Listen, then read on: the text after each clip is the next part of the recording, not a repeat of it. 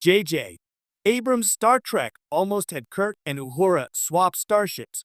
When J.J. Abrams rebooted Star Trek in 2009, he set out to do more than just tell a new story with familiar characters. He was reshaping a cultural landmark, making it accessible to a generation raised on high-octane blockbusters and snappy character drama. Yet buried beneath the lens flares, the kinetic space battles, and the emotional weight of Vulcan's destruction lies an alternate path the reboot might have taken, one in which James T. Kirk and Nyota Uhura swapped starships, changing the dynamics of the franchise forever. The idea may sound like a strange, what-if scenario cooked up by fans, but drafts of early scripts and behind-the-scenes interviews reveal that Abrams' team once toyed with far more radical changes to the crew assignments of the USS Enterprise. Among the most fascinating, a version where Uhura, not Spock, was initially assigned elsewhere, while Kirk never found himself randomly thrust into the Enterprise's captain's chair. Instead, the characters' journeys nearly placed them on completely different ships, only converging later under far different circumstances. Had that stuck, the reboot trilogy and the way we remember Kirk and Uhura today would have been unrecognizable. The original setup in Abrams' film. To understand why a Kirk-Uhura ship swap would have been such a seismic change, it helps to recall how the 2009 movie positioned them. Kirk starts as the reckless Iowa farm boy turned barroom brawler, whose brilliance and recklessness land him in Starfleet after Captain Pike spots his potential.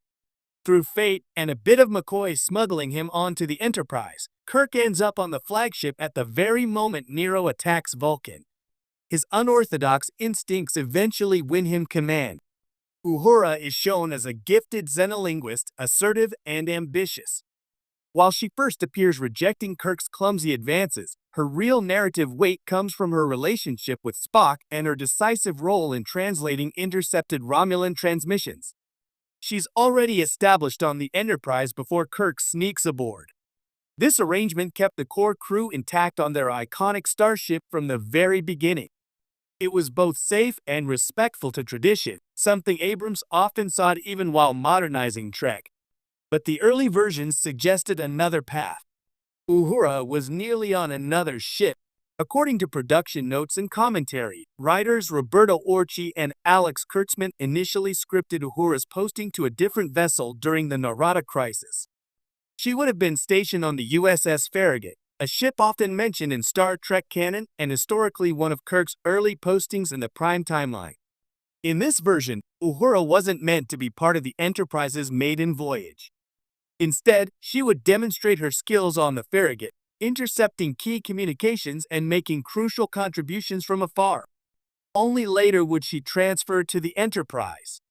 On paper, this choice highlighted her independence and gave her a professional arc separate from Kirk and Spock. But it also had a side effect. It delayed the chemistry of the Core 7 crew being together right away. Meanwhile, Kirk nearly missed the Enterprise. Just as Uhura wasn't locked to the Enterprise in early drafts, Kirk's assignment was in flux too.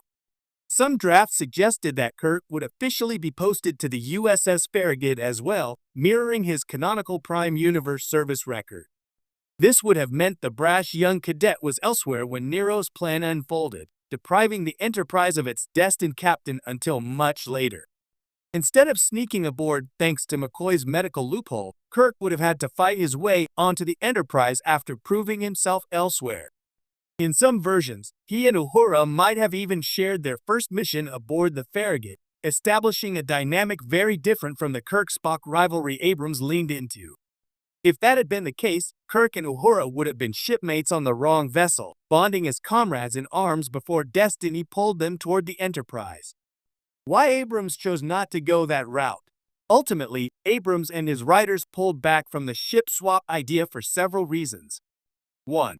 Iconography matters. Part of the reboot's mission was delivering audiences the visual and emotional thrill of seeing Kirk, Spock, Uhura, and McCoy together on the bridge. Splitting them onto separate ships would have delayed that gratification, creating a more serialized story when the film needed to be tight and self-contained. 2. Narrative efficiency. The destruction of Vulcan and the confrontation with Nero already demanded huge amounts of exposition and emotional weight. Introducing side plots on other starships risked muddying the pacing. 3. Chemistry first. Abrams emphasized casting in chemistry, particularly among the trinity of Kirk, Spock, and McCoy. By keeping Uhura close to Spock from the start, the writers could highlight their unexpected romance and complicate Kirk's dynamic with both of them. Still, the abandoned idea reveals just how experimental the reboot could have been. How the swap would have changed the characters. Had the Kirk-Uhura ship swap gone forward, both characters might have emerged very differently. 1. Kirk's maturity would have been delayed.